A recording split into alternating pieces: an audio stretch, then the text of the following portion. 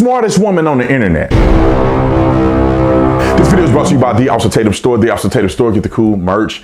We finally got our warehouse up and running, so go on The Officer Tatum Store, get your merch, put it in the cart, and if anything is sold out, hit notify me when it's available. We'll restock it. We'll notify you when it becomes available. Like and subscribe to this channel. A lot of y'all watch the videos, man, and I love it. I appreciate you watching the videos, sharing the videos with your family members, but make sure you don't forget to subscribe. Hit the subscribe button. It helps with the algorithm on the YouTube channel. Y'all know what to do. Let's get into this. Ladies and gentlemen, and ladies, this is the smartest take that I have ever heard on the internet pertaining to the progressive brainwashing of mainstream media. She literally goes through, I don't even know her name. We'll see it. It'll pop up on the video. She goes through on Bill Maher's show and literally destroys the theologies of this woke media pushing racism and division like it's going out of style. And nobody can sit here with an honest mind and say that the media didn't have an intention to push division, an intention to use words like white supremacy and creating black people as victims and white people as being the oppressors. Nobody can say that that's not true. Every single article you see on NPR and the likes, they all push a consistent agenda of lies. And we all know it. Most people that's watching this know it's all a lie. We don't live in a racist country. People don't know what racism is. If you say that America is racist, you don't know what racism is. We have the most diversity out of any country in the world, and all the places that they claim they want to be like is completely white. The whitest countries in the world are the places that they want to mimic. And then I'm not going to go down that list. I'll talk about this all day, but I want to play this clip, about 2-minute clip of this young lady just completely destroying the ideology of the mainstream media and left-wing talking points. Wrote a film. 2011 was when the New York Times erected its paywall. What happened then was when the woke revolution really took hold in digital media, which is to say that words like oppression, marginalization, people of color and marginalization in the same sentence, right? Creating that neural pathway, right? That kind of woke worldview where, white people have all the power and are uniquely evil, and people of color have no power, no agency, and need our help and, need us to take care of them. That worldview started to appear in the New York Times, the Washington Post, NPR, the Atlantic, CNN, MSNBC, all of the liberal media outlets started to use these words with just exponential frequency. White supremacy, right, went from being mentioned, 75 times to being mentioned, 750 times in 1 year, right? There's just this outpouring of articles that were obsessing over race all the time, starting when the media went digital. And that really had an impact on how white liberals started to think and talk about race. I will say, I think you can tell a lot about who the New York Times and the Washington Post and the liberal outlets are catering to based on what you read there, exactly like you said. So who are they stroking? And it's these liberal elites who have these, vanity morals that they often impose on the working class, things like defund the police, that actually hurts working class Black Americans more than anybody else. 81% of Black Americans oppose it, but it's the only view that you could read in the New York Times. I'm sorry. For much of 2020. That particular accusation is not true. You certainly read about the defund the police movement, but you read plenty of voices and plenty of articles about the resistance to that. You read about Biden and many Democrats saying, no, that is not a winning path for our party. Much later. When it became safe, with COVID, right? When it becomes safe I think say... That's the ultimate one. I think that's absolutely. Yeah. Who bore the brunt of the lockdown burdens? It was the working class. Yes. Rich people sat at home and they turned being at home into a virtue when actually it was a sign of economic privilege. Right. If there was a mic, I'll drop it. Nobody could say it any better than she has. I don't think I could articulate it as good as she did and put it in perspective. It is a virtue signal. These elite people who sit up in these big mansions, and nothing against it. I'm all for capitalism. I wish I had a big old mansion. But they sit up in the mansion and they project false virtue on other people.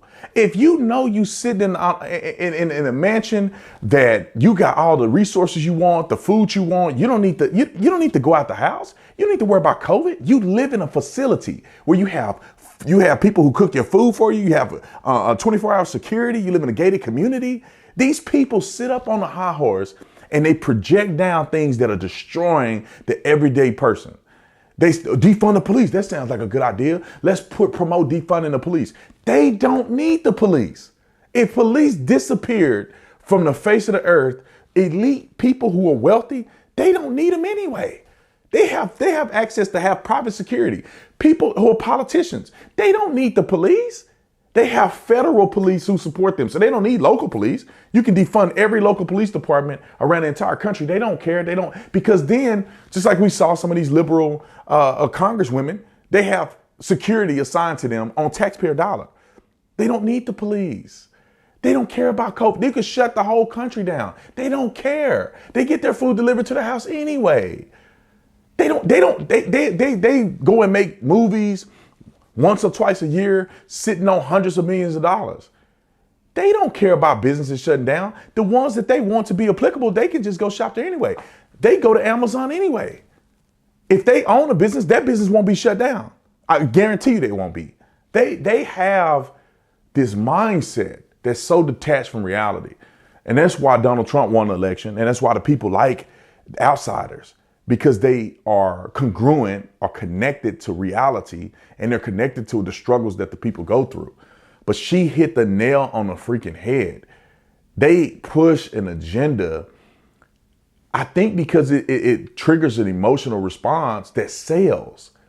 It's for some reason, I don't know why God allowed us to be stupid like this, but there's a lot of people that they rather be a victim than be a victor. It is more virtue in being a victim for in the minds of most people. They rather have the story of, oh man, everybody been holding me down and in this country, or I don't like this country. It's oppresses black and brown. They rather live in that world than to live in a world of saying, this is the greatest country on planet Earth. I couldn't have opportunities outside of the things that we experience here. Thank God for the men and women who went through what they went through so that we can have life and that we can be successful. And if I'm not successful because I didn't work hard enough, it's because I didn't do the things to put myself in a position of success. I didn't pay attention in school like I should have. I didn't get the grades I should have. I didn't apply for jobs. I didn't go day in and day out and put my name on the application and show up at the job, even though they said they were full, and continue to go back and show up time and time again so that people understand how serious and committed I am. I didn't do that. I decided to have children out of wedlock. I decided to want to be a playboy and not take and focus on building myself and becoming the best version of myself. So now I'm 45 years old and I'm lost and I don't know what I stand for in this world. Instead of accepting responsibility for the grace and beautiful success stories that God allow us to have if we pursue it, people rather cry and be a victim and say, woe is me, and point the finger at other people for the mistakes that they live in right now. I don't know why people love to live like that, but the media, news organizations, they take advantage of that emotional response and they feed these people what they want to hear.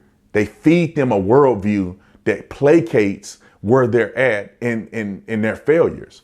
And it really makes them hate people who are highly successful, not understanding that highly successful people create the lifestyle that they live. The cell phones that were created that they use every day was created by somebody who took the time, the effort, stayed up all night, believed in himself, and created something that the world needs.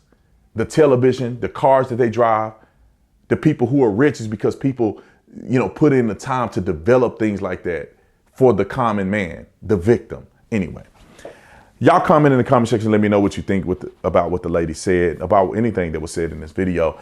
I love you guys. Appreciate you. Go visit the Officer Tatum store. All of our stuff is back in stock. I'm very proud of our warehouse. I just literally cannot thank you guys enough for all the support and all the people who fill out the applications, the people who we've been able to hire to join the team. So I appreciate all of y'all. I love y'all. Y'all have a blessed day. In Jesus' name, I'm out of here.